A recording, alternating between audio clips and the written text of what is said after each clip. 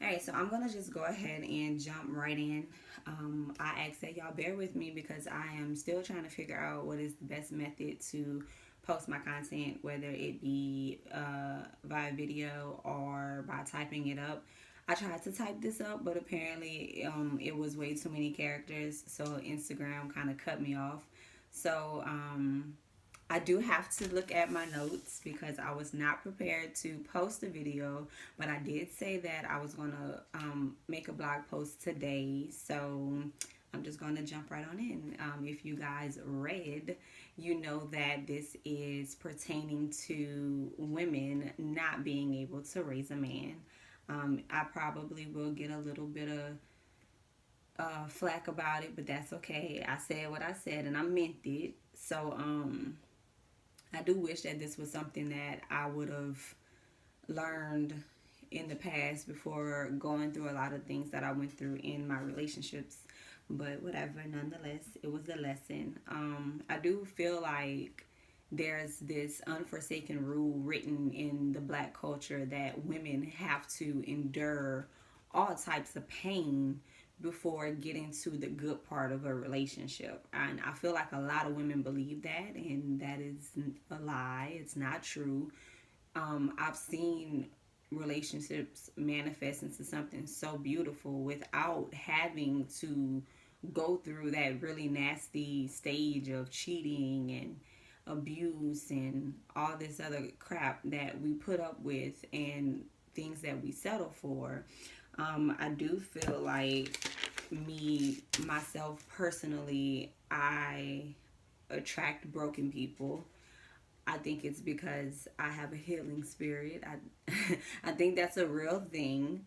Um, but the twist about it is, and something that I had to realize about myself was, I don't think I just attract broken people because I have a healing spirit. I feel like I have attracted broken people before because I was a broken person.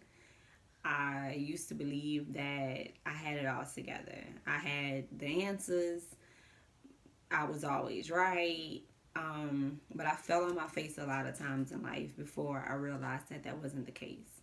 And I attracted these people for both of the reasons as I stated before. Um, I do feel like men put out the excuse that they are a creature of habit. So um, they blame their behavior on their upbringing. Either this is what all the men around me have treated women, so that's how I treat them, or I didn't have a dad to show me, how to treat a woman properly, or that's what they saw men do to women in their house. So they feed us all of these excuses as to why they act like that. And we are stuck with helping them sort through their baggage and unpack all of their emotions. And it's a big dump. They just dump it all on the woman. And then the woman is sitting there like, what the hell am I supposed to do with this? Because we're humans too. We have our own emotional baggage that we have to sort through. And guess what? It's a well known fact.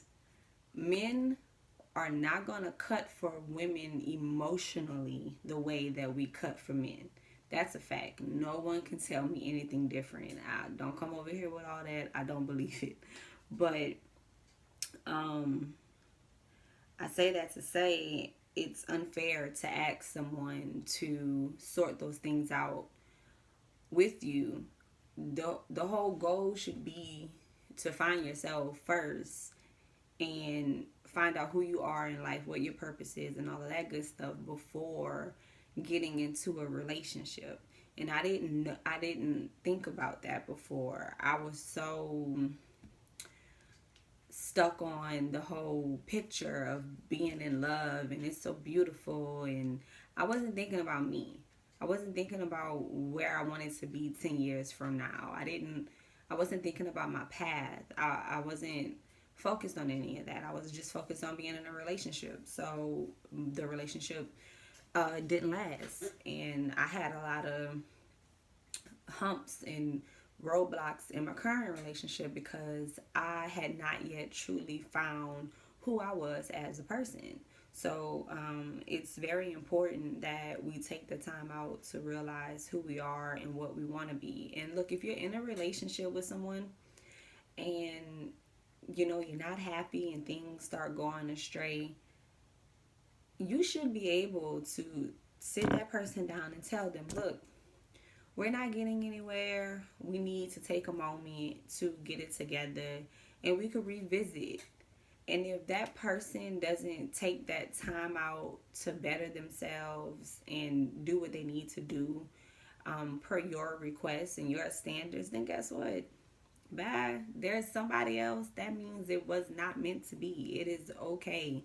Life goes on. Trust me, from experience, I've done that same exact thing. And guess what? I didn't die. He didn't die. Life went on. It just meant that, that relationship served its time and purpose. And no hard feelings. Move on. It's okay. So it took me a little while to be able to see that, but the main focus is not to put that on the man. It's to sit down and deflect on myself, like, well, what's wrong with me to where I'm over here allowing a man to treat me this way and to bring me all of this extra stuff that I don't need. So us as women have to sit down and start to focus on what's really important, because we want to be, we want to preach that alpha female and we can do this and we can do that. But at the end of the day, under all of that, we're human. It's important to take care of yourself mentally and physically. So you can't be that strong, healthy woman that you want to be if you're taking all of this extra unneeded stress from a man. Take the time to find out who you are and what you want to be and what you want to do with yourself. Given that space to find yourself allows everybody in a situation to grow. A man or a woman can't complete you. So you can just get that out of your head. You have to be okay with yourself. You have to be okay with being alone and feel complete with yourself. If you find your partner in life, that should just be an added thing to your life. It shouldn't make your life. Don't be so dependent on someone that you lose yourself and you don't know exactly who you are. I think that it's also important for us to break that cycle with our children. Allow these little boys to express their emotions. Teach them how to sort through their emotions. Don't tell your sons, boys can't cry. Why? Why can't they cry? Sadness is an emotion. Anger is an emotion. Upset is an emotion. If we teach them to bottle that in, guess what? We're just setting up a new generation of those same men that are hurting us. We're raising those same men to hurt someone else's daughter. So it's important for mothers to pull that thought out of your head. Teach them how to be nurturing. We are nurturers by nature, so it makes sense for us to teach that to our kids instead of, setting them up to be those type of men towards someone else's daughter. That's unfair. What someone shows you is what they are. Don't allow a man to sell you a dream. Don't fall in love with the possibility. A fact is a fact. If he's an asshole, he's an asshole.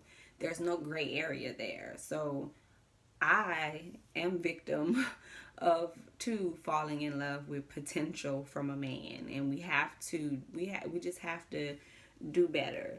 So I got sidetracked, y'all. I guess essentially the takeaway from this is to remember that you can't raise a man. That was his parents' job. If you are in a relationship with a man who has a lot of emotional baggage that is adding on to stress in your life, it's probably time to visit a conversation where you can express yourself and let that person know how you're feeling. And if you can separate to better yourselves, you may be able to come back together and grow beautifully. If not, then that's super unfortunate. But let the truth be told, there are way more men in the world that are out there, and if you build yourself and carry yourself accordingly, you would probably find that man that you feel like is not out there for you. He's probably there waiting for you to grow and learn and become a better person. So, um, hopefully, you guys are able to walk away from something. I'm sorry, with something from this. I am not going to edit this video. This video is currently 10 minutes long, so I hope that in 10 minutes you were able to take away from this, and I'll see you guys next week.